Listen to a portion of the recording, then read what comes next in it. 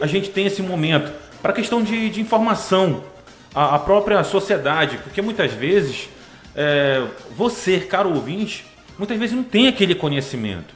Então a gente veio justamente com um fato referente à situação de violência doméstica, porque é um âmbito que vem sendo muito discutido, somente no Estado, no Brasil e no mundo, praticamente.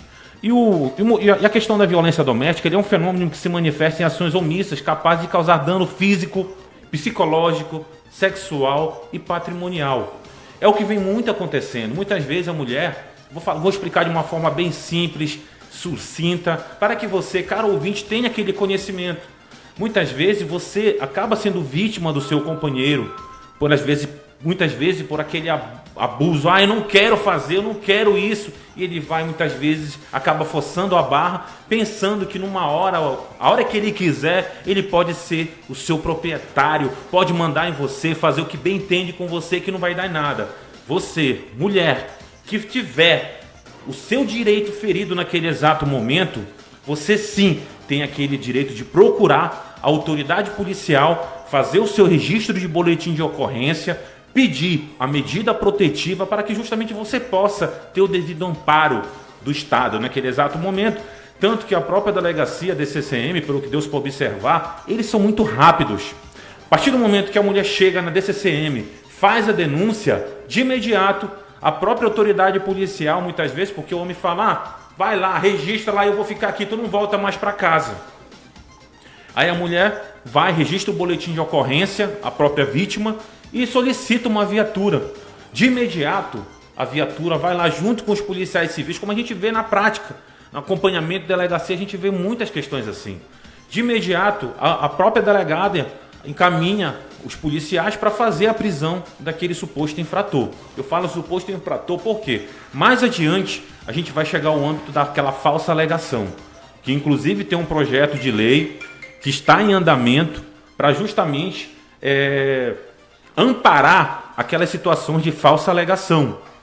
Que falsas alegações? Que muitas vezes tem mulheres que acabam inventando que foi agredido e não foi. Que inclusive logo cedo, no nosso próprio Facebook, Hugo Silva, a gente publicou um fato, né? E logo em seguida a gente publicou uma lei que tá em andamento, inclusive, sobre a questão daquela falsa alegação. Que muitas vezes tem mulheres que inventam, muitas vezes que foi agredido e não foram.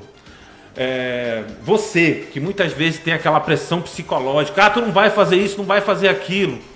Você, mulher, tem direito que você fazer da sua vida que você bem entender. Ficar com quem você bem entender. Estou explicando de uma forma bem sucinta, bem simples, para que você possa entender. E esse âmbito de violência doméstica tem aquela questão patrimonial. Se separou, tu não vai ficar com carro, não vai ficar com casa, não vai ficar com nada, sem nada. Vai embora de casa sem nada. Não, mas não é assim não. A mulher, ela tem direitos. Que direitos? Direito na questão da partilha, que mais adiante ela poderá questionar isso numa vara de família, entrando com ação de divisão de bens.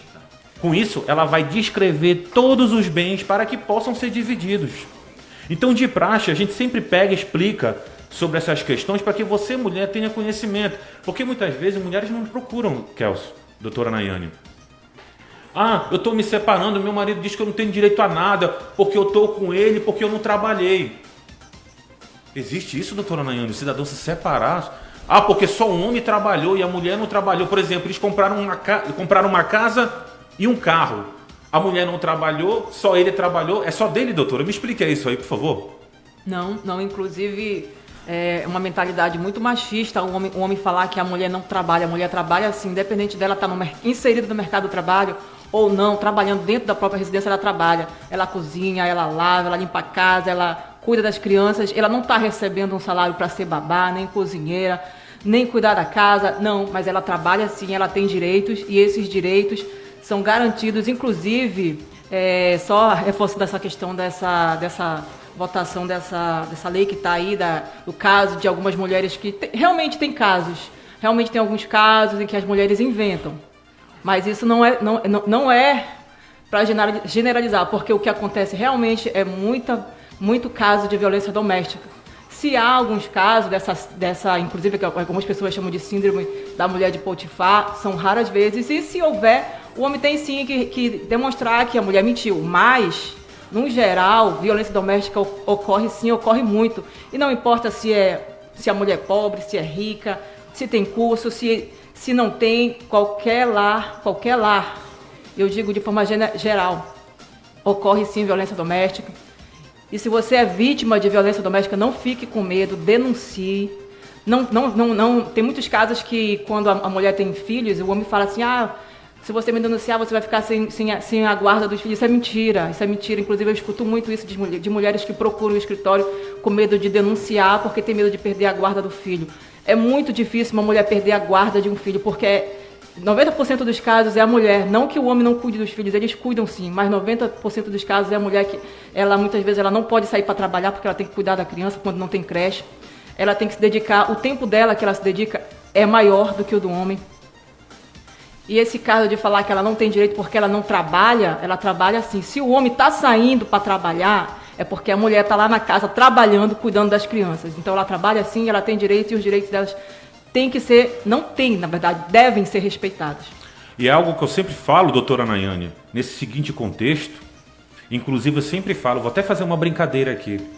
Quando você, homem, estiver brincando com a sua mulher e ela vier para cima, eu vou falar igual um juiz que era da violência doméstica, muito bacana, muito técnico, é um juiz que eu fico até sem palavras. Ele falou, corre e não deixa ela te pegar. Porque é aquela situação, evita. Porque o que prevalece no âmbito de violência doméstica da Lei 11.340 de 2006 é a versão da mulher, até que se prove ao contrário. Hoje, pela manhã, conforme eu falei para os senhores, inclusive, a gente tocou nesse assunto. E também, claro, tem mais uma situação aqui de âmbito de violência doméstica contra o idoso. Muitas vezes tem aquela mãe que criou um filho, deu de tudo para ele. Só que muitas vezes ela deu tanto carinho e amor para esse rapaz que acabou esquecendo justamente de dar para ele o principal, que era a educação familiar. E o que muitas vezes acontece é o quê? Aquele filho que acaba ficando com o salário da mãe, acaba praticando extorsão, ameaças, pega o cartão, deixa ela trancada dentro de casa, fica com o cartão, gasta o dinheiro com o que bem entender, deixa a mãe desamparada. Então é por isso que a gente está colocando esse âmbito aqui, para que a população tenha o conhecimento disso. Porque muitas vezes você não tem aquele âmbito de conhecimento aprofundado acerca daquele fato. E também, claro, tem a violência contra a criança. Tem a violência amplamente reconhecida em questão de direitos humanos, de saúde, maus tratos, físico, negligência, abusos emocionais, agredir, ameaçar. E também tem a questão agora na legislação, tem na legislação também âmbito de violência doméstica contra homossexuais, pessoas do LGBT que enfrentam de forma específica, muitas vezes relacionada à rejeição e preconceito dentro do núcleo familiar. É uma violência psicológica, a questão de expulsão de casa, tratar a pessoa de forma diferenciada, trancar em quarto porque a pessoa mudou, tem aquela situação de, porque descobriu que o filho muitas vezes é homoafetivo ou algo do tipo, você trata com total desrespeito. Então o nosso propósito justamente aqui no programa é o quê? Conversar com a população, explicar acerca do fato e, claro, um tópico que eu queria muito argumentar, que era a questão do estupro no relacionamento. Que acontece muito. Que nós chamamos muitas vezes de estupro marital. Explicando de uma forma bem simples, que é a criminalização do estupro marital, que foi no Brasil, no artigo, inclusive, está implícito no artigo 213 do Código Penal, que é constranger alguém mediante violência ou grave ameaça e ter conjunção carnal ou praticar ou permitir com que ele pratique ato libidinoso. É você praticar um fato, praticar um ato libidinoso ou ter conjunção carnal com aquela pessoa que não quer naquele exato momento. É aquele marido que muitas vezes chega em casa, quer porque quer ter relação e a mulher não quer. E tem limite. Esse momento tem que ser respeitado. É o momento que a mulher tem o direito de fazer o que bem entende com o seu corpo. Ela não é aquela situação de um homem, eu quero fazer, eu quero aquilo e pronto, etc. e forçar a barra. Infelizmente não é assim. Não é como o coronel, né? É a história. Na época do coronelismo, inclusive, era uma situação até bacana tocando nesse assunto. Teve até uma novela que era o Coronel Jesuíno, da Globo, inclusive, que tem até uma parte que ele pega e fala para a mulher dele. E fala, olha, vai te arrumar que hoje eu vou te usar algo do tipo. E ela pega e fala, tô com dor de dente, mas eu não vou ficar com teu dente. Meu pai do céu. Quer dizer que na época do coronelismo, ele fazia o que bem entendia. Olha, quero que você faça isso, quero que você faça aquilo. Às vezes até matava. E não dava em nada. Então, é o momento que a mulher, com a Lei Maria da Penha, com a Lei 11.340 de 2006, é o momento que agora a mulher vem sendo respeitada. Agora, claro, nós temos inclusive um projeto de lei que está em andamento. Projeto de Lei 6198 de 2003, que prevê 2 anos de prisão a quem fizer acusação de violência doméstica falsa, a cônjuge e etc. Por quê? É o que muito vem acontecendo. Por quê? Muitas vezes, aquela mulher, que muitas vezes o homem não quer ficar com ela, ela acaba inventando. Acontece muito isso, né, doutora Naime? Pode complementar, doutora. Sim. Realmente tem casos em que as mulheres elas mentem, mas que não é a regra.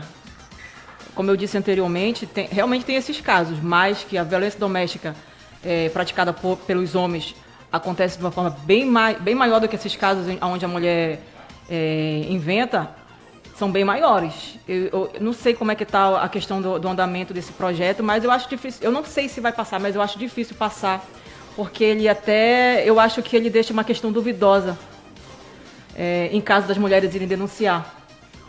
Eu acho que vai causar um certo prejuízo. Não sei. É uma interpretação minha, porque ela já está sendo feita uma lei com essa possibilidade de a pessoa fazer um boletim e não sei quais são as provas que futuramente vão ser produzidas, mas a mulher ela vai ficar temerosa. Já tem essa temerosidade já dela. É difícil para a mulher, né, doutora? Tem mulher que ela tem medo. Ela fazer a denúncia, né? Sim, eu acho que vai aumentar mais ainda. Não que elas estejam mentindo, mas tem casos, muitas vezes, que a mulher ela retrata, ela vai se retratar. Às vezes ela aceita a violência e volta com o homem. Infelizmente acontece isso. Mas eu acho que isso vai diminuir essa questão da mulher ir na delegacia, dela criar a coragem, dela ir fazer o boletim. Eu acho que vai acarretar uma certa diminuição nos boletins de ocorrência. Não está valendo ainda, mas eu acho que, na minha concepção... Perfeito. Então, seu posicionamento acerca desse projeto que está sendo analisado, né, essa proposta, né, de alteração na Lei Maria da Penha, a senhora acha que pode afetar esse âmbito da mulher ir na delegacia, sim, registrar o boletim de ocorrência, algo do tipo? Sim, eu acho que sim. Até porque... Sem esse projeto, muitas mulheres sentem medo de ir fazer o boletim, muitas vezes porque o homem tem condições maiores que a dela, tem mulher que muitas vezes não trabalha, não faz o boletim por medo, tem mulher muitas vezes que inclusive teve um caso recente que levou 61 socos, não sei se foi... 61 socos. Casos bem complexos, e já tem medo, as mulheres já têm medo de fazer o boletim. Não deveriam porque é uma situação... bem complicada, tem a lei que protege, que ampara, mas muitas mulheres sentem medo de fazer o boletim. Perfeito. Agora vamos mais a fundo. Algo que também vem sendo muito corriqueiro, que algumas pessoas tendem a nos procurar, inclusive, e perguntar muito. Que situação? Um exemplo. No caso de estupro de vulnerável. Teve um rapaz que nos procurou, falou assim, olha, Hugo, poxa, eu estou atualmente com uma moça de um exemplo, tá? Vou citar uma idade aqui. De 10 anos. Vou citar um exemplo aqui. De 10 anos. Estou tendo relação com minha esposa. Eu estou praticando algum crime?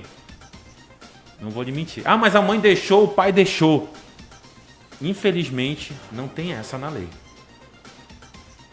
Se a mãe deixou, o pai deixou, inclusive eles podem responder com concurso de pessoas, inclusive, em relação a essa questão. Tanto que, inclusive, temos um exemplo aqui relevante. Se um homem adulto de 30 anos pratica relação sexual com uma garota de 13 anos, está sujeito às penas do artigo 217-A, mesmo com consentimento da vítima. Porém, se este mesmo homem praticar atos sexuais com a garota no dia em que seu aniversário completou 14 anos, com o consentimento, não estará praticando o crime. Agora, se ela tiver com 13 anos, complicou.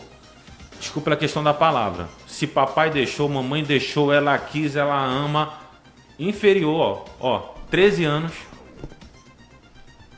responde. Não tem essa. Doutor Hugo, isso acontecia muito na época, acho que na época não, né? Pessoal que morava no interior, né? Logo que a menina tava bonitinha por lá e chegava alguém com questão financeira melhor e até por pobreza mesmo a família liberava, né? Para casar de menor, né? Acontecia muito isso antes, né? Hoje a fiscalização já está muito em cima, denúncia. A gente escutava muito esses casos. A lei está muito pesada em relação a esse tipo de situação. Muito pesada mesmo. Muito, acontece muito também porque, por falta, como eu vou complementar aqui, por falta de recursos, né, financeiros também, às vezes a mãe vê que o cara tem dinheiro, ela entrega a filha pro cara, assim, né? Principalmente acontece muito no interior isso mesmo. Já vi várias pessoas vindo do interior morar pra cá, de menor mesmo, com um cara já com uma idade já bem... com uma idade para ser avô praticamente. Inclusive, eu ia até sugerir muitas pessoas assistirem essa minissérie Sirica, mais ou menos isso, como é o nome? Não, como é o nome daquela? Psica. Vá lá no Netflix para obter essas informações do que vinha acontecendo no Marajó. O Marajó era um local que, meu pai do céu, eu vi aquele filme e eu chorei, cara. Eu chorei assim porque pelo seguinte contexto, porque não é fácil você criar uma criança com carinho, amor e afeto, etc. E vindo nada, um cidadão faz mil promessas e no final acaba cooptando a sua filha com falsas promessas, falando que vai levar para um lugar bacana. E quando chega lá, a criança muitas vezes é objeto de abuso sexual e práticas reiteradas de estupro. Doutor Hugo, teve também aquela reportagem, né, que no Marajó, que estava imenso de quantidade, né, no Ribeirinho, né, essas crianças de menor aí ficando com muita gente, se prostituindo, na verdade, né, tava acontecendo a prostituição. Só que o Estado está sendo muito pesado em relação a isso. Rigoroso, né? Muito rigoroso. E em relação ao judiciário também, pelo que a gente observa, o judiciário está sendo muito forte em relação a esse combate. Tanto que a gente observa que, inclusive, provas, elementos, audiência especial que muitas vezes houve a criança menor para dar o devido amparo, tanto que nem é o juiz que faz direto as perguntas à criança, tanto que o próprio juízo, o Ministério Público e a Defesa, eles fazem perguntas diretamente para assistente social ou para o psicólogo, para que eles elaborem a presente pergunta para que a criança vá respondendo devagar. Tem que ter uma forma respeitosa, bem tranquila, para que a criança possa vir a responder. Então, tanto que as penas agora, no estupro de vulnerável, estão sendo altíssimas, de 8 a 15 anos. E tem mais uma, que tem um artigo 226, que, se for pai, ascendente, descendente, pai, padrasto, etc., a pena majora. Vem pesada. Eu já verifiquei em casos que... Teve casos, inclusive, que a gente observou aqui como exemplo em decisões judiciais que muitas vezes o acusado já chegou a pegar de 20, 25 anos. Por quê? Práticas reiteradas. Isso vai qualificando a prática delituosa em relação à prática do crime. Então, em relação a esse contexto, tanto que a gente sempre fala, caro pai, mãe, inclusive ouvintes do programa que estão ouvindo nesse exato momento, a lei está aí. É só ler, analisar ou procurar um profissional para que ele possa vir explicar para o senhor. Para quê? Para que o senhor justamente não pratique o crime de estupro de vulnerável. Inferior a 14 anos, se afasta, passa longe, porque é uma situação complicada. A pena é pesada. E é pesada e justamente o quê? Não tem como... Só tem uma situação que talvez, dependendo das circunstâncias, o senhor possa se livrar. Se caso ocorrer, muitas vezes está num evento, está numa festa, e aquela estrutura corporal daquela moça aparenta, supostamente, que ela tem 20 anos, 18 anos. Ser de maior, né? Aí tem aquela característica que supostamente ela tem 17, 18 anos. Aí quando você vai para algum lugar, algo do tipo, tem aquele relacionamento, etc. E depois você descobre que ela tem 12 anos. Porque hoje as meninas de hoje em dia, né, estão tudo... Por isso que eu Grandes, sempre, né? que eu sempre explico. Tudo maçuda, Mas como diz o cara. desde que você comprove que você não tinha conhecimento... Não sabia, né? que você não tinha conhecimento que ela tinha a idade que ela apresentou. Isso que é complicado, né? O cara provar, né? Isso que é muito difícil, é uma raridade, né, na verdade. Para finalizarmos aqui, tem algo que vem muito acontecendo. Inclusive, essa resposta, essa discussão aqui vai para alguns homens casados. Aquele homem, ainda bem que eu amo minha mulher, graças a Deus não tenho isso, né? Nayane, ó, coraçãozinho, ó. Eu te amo, amor, eu te amo. Eu sempre falo que é para aquele homem que muitas vezes tem aquela situação de sair e falar, olha, eu tô solteiro, tá tudo certo, que é o estelionato amoroso ou sentimental. O artigo 171 está implícito definir como estelionato, né, que é obter para si e para outrem vantagem ilícita em prejuízo à lei, induzindo ou mantendo alguém em erro mediante artifício hábil ou qualquer outro meio fraudulento. O artigo 171 é aquele homem que muitas vezes é casado, tem 2 filhinhos, está feliz da vida com a esposa, mas de vez em quando gosta de dar aquela pulada. Uma fuga. E quando dá aquela pulada, meu pai do céu, é aí que vem. Ele chega com a outra mulher e fala, eu sou solteiro. E para completar, a mulher que ele está tentando cooptar é concursada, ganha bem, é federal. Meu pai do céu, aí o caboclo já ficou, pô, já dá para me tirar aqui para me ajudar lá em casa. Olha, primeira interpretação que ele tem. É dar golpe, né, mano? É o suposto golpe. O golpe tá aí, cai quem quer, né? E muitas vezes o que acaba acontecendo é o quê? Aquele exato momento que aquele homem agindo de artifício, de modo fraudulento, ó, chega com a vítima, é solteiro, é love, é amor pra cá, a mulher se apaixona, faz empréstimo, muita tese, compra carro, dá carro pra ele, dá moto, dá tudo pro cara. E o cara se achando, poxa, eu tô conseguindo tudo. Aí, é o gigolô, né? É o gigolô. Aí tem aquela situação, pá! A mulher descobre, meu pai do céu, olha só. A mulher descobre que foi enganada. Eita. E aí, doutor, o que acontece? Aí ela vai ter que comprovar todas as circunstâncias, os prejuízos e transtornos para poder ir registrar o boletim de ocorrência. Bora ver com a interpretação do próprio da autoridade policial para verificar se realmente é aquilo que ela chegou a relatar. Aí que vem Desde o que ela processo, junte provas, elementos, para verificar o aspecto civil e criminal para a questão de reparação. Então é algo que a gente sempre fala, senhores. Então todo sábado vamos agir dessa seguinte forma, conversando com você, caro ouvinte, explicando alguns tópicos de forma bem simples, porque aqui é um programa povão, é um programa musical, é um programa interativo e é um programa que está do lado do povo e um programa que está à disposição de você, caro ouvinte. Sempre que você quiser ligar, ligue para o nosso programa 9190 9900. Agora vamos de informação. Vamos de música. Galera, queria abraçar com muito carinho vocês que estão curtindo aí a super live. A live tá aumentando, tá bacana, tá com audiência. Obrigado, meu parceiro Ozzy dos Fuleira, o grupo dos Fuleira. Pensa no cara que eu dou valor nos vídeos dele. Fuleira! O grupo dos Fuleira lá, é uma dupla, né?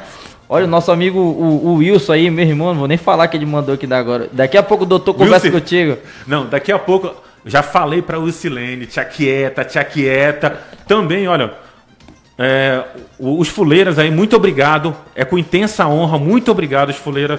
Pra mim, eu fico muito feliz de saber que os senhores estão ouvindo o nosso programa. Bora convidar eles para participar do próximo. Bora fazer